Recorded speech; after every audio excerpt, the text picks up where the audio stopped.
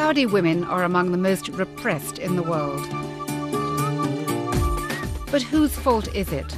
The men? Most of the women know what they are supposed to do. Her job is her children. If my wife wants to work, she can work, but only with my permission. And I won't be forced. Or women themselves? It's just the liberals who don't agree. Do they just expect a woman to live without a man? Will this ever end? And if so, will this be in our lifetime?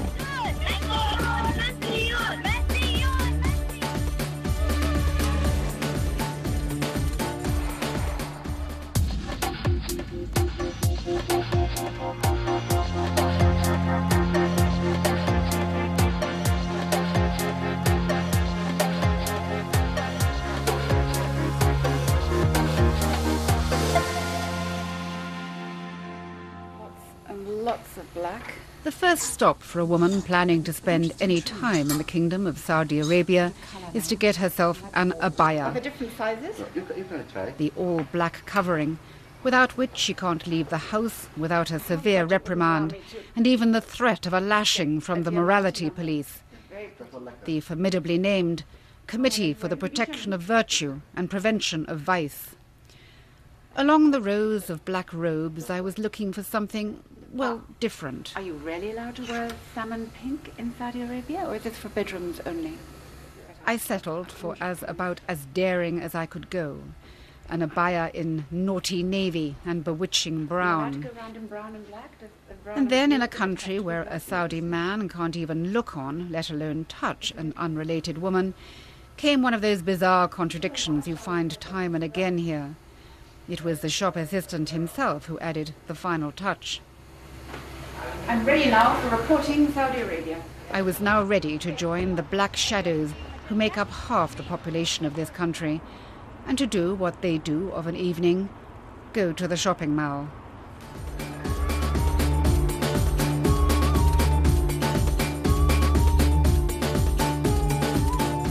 Cooped up in the house all day, only able to get out when there's a driver available. A night at the shopping mall is about as good as it gets for the majority of women here in Saudi Arabia. And so a newcomer like myself can be forgiven for wondering whether, if a revolution were to start in this country, it could well begin with the women.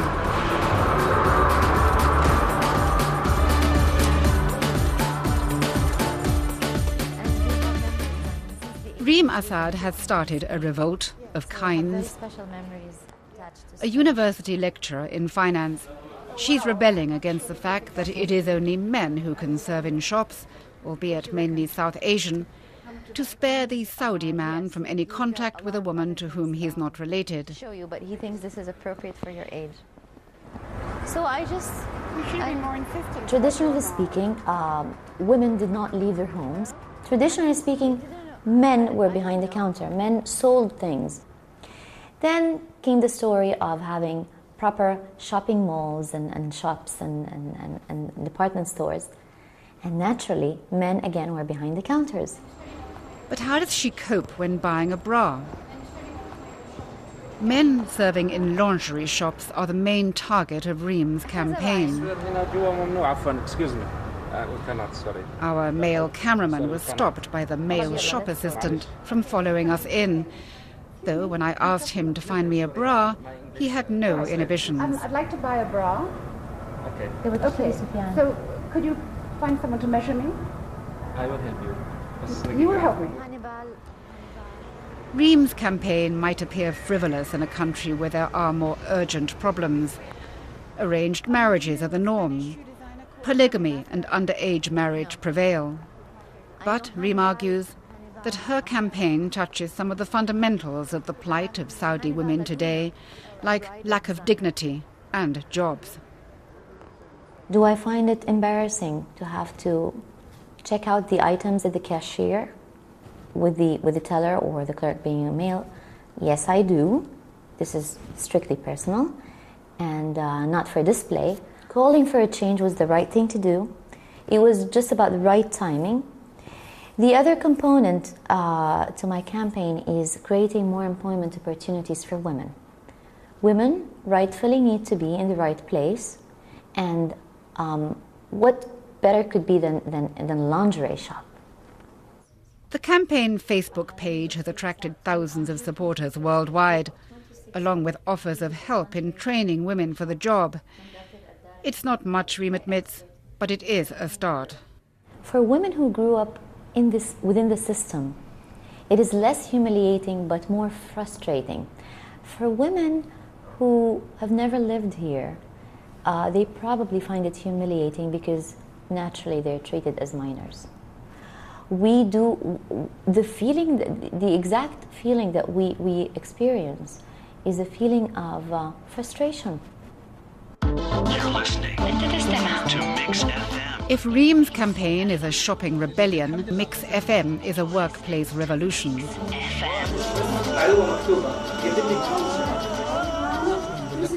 Up until a few years ago, women weren't allowed to work alongside men. But now an exception has been made in TV news studios and radio chat shows. For the tens of thousands of girls who graduate every year and whose only career option had been teaching, it's a huge breakthrough. A woman can't travel or work without permission of her male guardian in Saudi Arabia. That's her father or her husband. So what do 20-year-old Dina's parents think about it all? They're actually fine, alhamdulillah, because they trust how they raised me.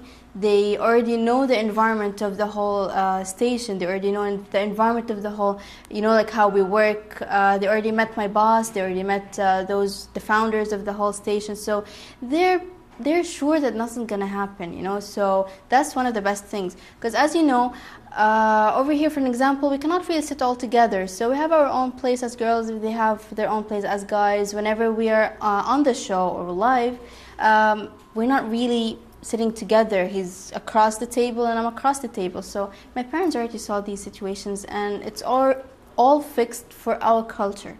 So it's good. Dina is a kind of agony aunt for the station.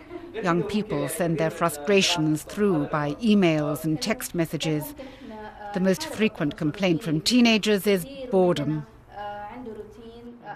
Why not take a break from going to the shopping mall, she suggests, and take up a hobby like painting or photography? What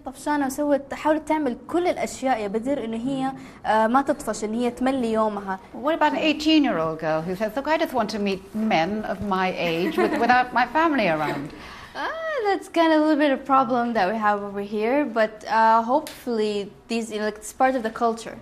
So sometimes some of the culture things that we have, we cannot really change, but we can actually let them accept it with an open heart, So that's what we do. We tried our best to save our culture, at the same time let them accept it in a good way.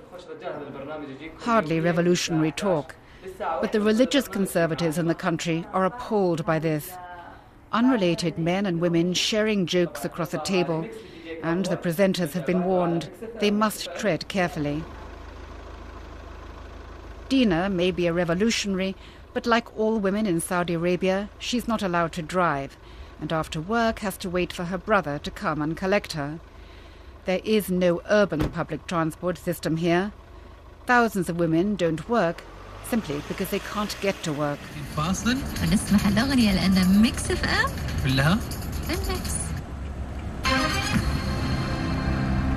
It was 21 years ago that 47 women, all of whom had been educated abroad and held international driving licenses, drove through the centre of Riyadh. We tried to contact some of them to ask them what they were feeling about it today, but they're all reluctant to talk. They faced a barrage of criticism after the incident from as many women as men. The criticism came from women like Rauda, seen here in one of her frequent TV appearances. She's launched a campaign entitled My Guardian Knows What's Best for Me, for which she's won fame and praise from the country's religious conservatives. But it's okay for her with her family money and her own personal driver. What about the many women who can't work because they can't drive? 90% of Saudi society have up until now refused to condone women driving. The problem is not me or you or a group of educated women wanting for a Saudi woman to drive.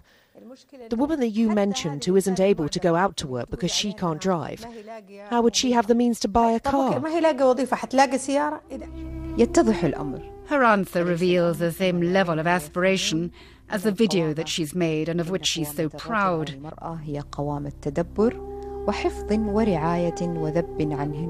Despite the excruciating translation, the message comes through clear. A woman is today as weak, ignorant, vulnerable and dependent on her man for protection as ever she was in history. And Rauda and her supporters want to keep her that way. If a Saudi woman were ready to take responsibility for herself on the road, for instance, if she gets in an accident, and she's prepared to get taken to a police station or go to prison, not her guardian but her. If Saudi women are ready for this, fine, let them drive now. But we are a tribal society. We're not ready, and our guardians won't allow for their daughters to go to prison.